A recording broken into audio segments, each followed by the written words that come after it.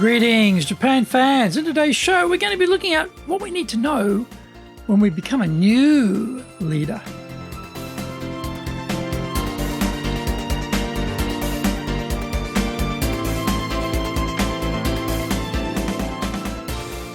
Maishu, arigatou gozaimasu, and welcome back to the 7th year of the Leadership Japan series. I'm your host, Dr. Greg Story, your corporate coaching and training guide committed to your success. The president of Dale Carnegie Training Japan, a best-selling author, Japan Sales Mastery and Japan Business Mastery. My new book, Japan Presentations Mastery, is going to be released shortly. We are broadcasting around the world from Minato-ku in the center of Tokyo, the leadership capital of Japan. Now, this podcast brings insights, examples, and experience about leading in Japan, and trust me, it is different here. Don't forget to subscribe and share this podcast with your family, friends, and colleagues. We are not being sponsored by Libsyn, but we value your privacy, which is why we have our podcast hosted by Libsyn, who, unlike many other podcast hosts, have a strict policy that does not allow access to your private information by anyone. Here is our daily podcast lineup on iTunes. Mondays, the Cutting Edge Japan Business Show. Tuesdays, the Presentations Japan series. Every second Tuesday, the Business Tatsujin no Oshie Show. Wednesdays, the Sales Japan series. Thursdays, the Leadership Japan series. And every second Thursday, the Business Pro Podcast Show.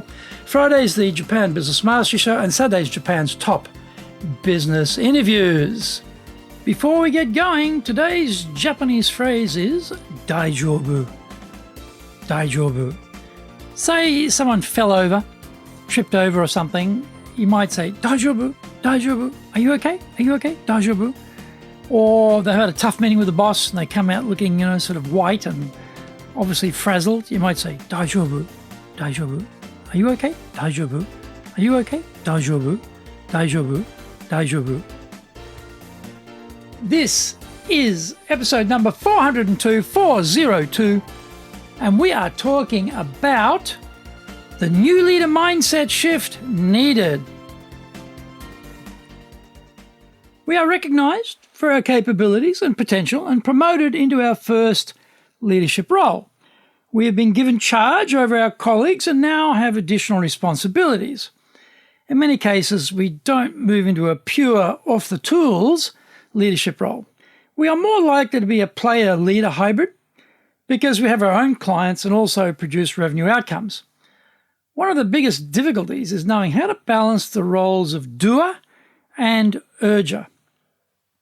Jealousy, bruised ego, sabotage, mild insurrection can be found amongst our former colleagues as we are now their new boss. There will be some who feel the organization has made a massive error and they should have been the one promoted. Their enthusiasm for striving for the greater good has become diminished, and the results begin to suffer. The more Machiavellian may be thinking how they can unseat the new boss by lowering outcomes enough so that it damages the new boss's credibility without getting themselves fired. They're happy to spend long hours conspiring with others to calculate the nexus of those 2 points. The danger here is we double down on our own production because we have more control over that and we actually don't lead. We are busy with dealing with all the accoutrements of power, exciting stuff like approving leave applications, tracking sick leave, filling out reports, and general paperwork, which is the bane of a leader's life. Leaders have 4 main jobs: set the strategy, create the culture, maintain the machine so that it runs on time and on budget, and we build our people. When we were team members, we were given guidance and direction by the boss. Now we are the boss. Are we sufficiently knowledgeable and talented enough to take the organization in the right direction? Are we relying on what we knew before we became the boss? Are we studying, reading, listening to podcasts, watching TED Talks, and doing everything we can to better educate ourselves for the different demands of this leadership role? If we are busy working on our new leader tasks or servicing our own clients, we may not be devoting the time needed to grow. Find out more when we come back from the break.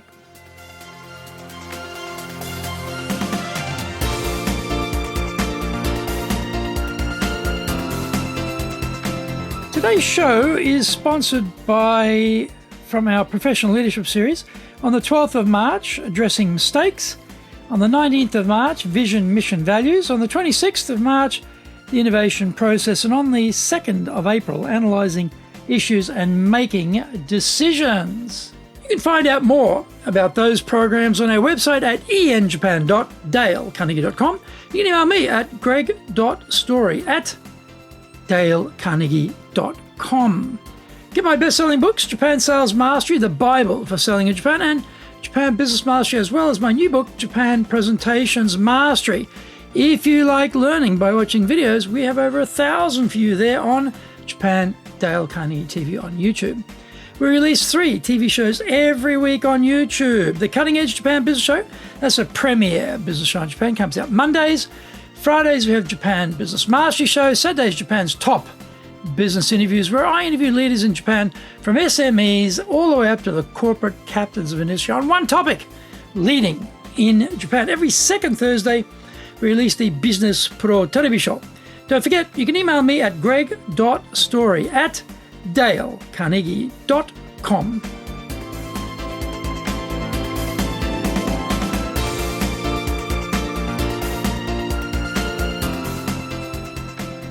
Welcome back. The leader needs to have a long-term perspective, but our subordinates tend to have a short-term view, and invariably so do our superiors. They expect results from us and in short order, or they start wondering if they made the right choice about who should have stepped up and be the boss. The boss has to challenge orthodoxy. If we keep doing the same things in the same way, we'll get the same results. How can we get better results? That is what the boss needs to be working on. We need to persuade others to follow us and to have influence.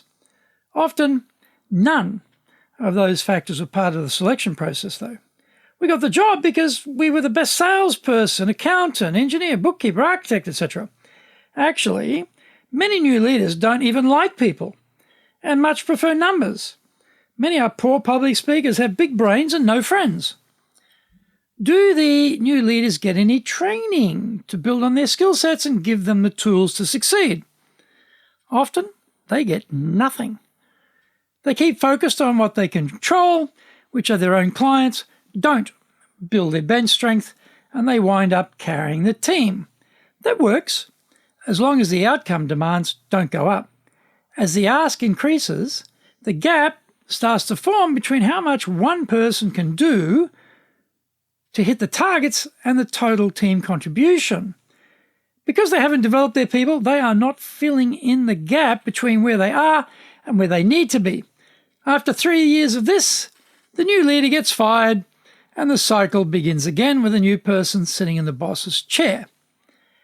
New leaders relying on their companies for their security to remain in their elevated position are pretty optimistic. The tasks of the leader are different to those of the led, so either through personal study or company-sponsored training, there must be the investment to grow their capabilities. The mindset element is important, as that is the trigger to change the required behaviours to be able to grow in the new position. So, bosses, are you sufficiently investing in your newly promoted leaders? So, newly promoted leaders, are you taking responsibility for your own career and investing in yourself? If the answer to either question is no, then whether you realise it or not, you have entered the danger zone. Don't go there.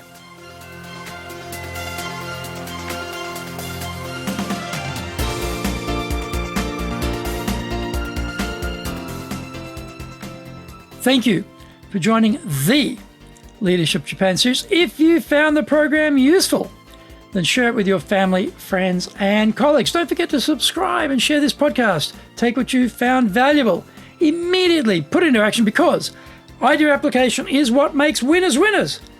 Be one of them. Remember, I'm your corporate coaching and training guy in your corner, committed to your success here in Nippon.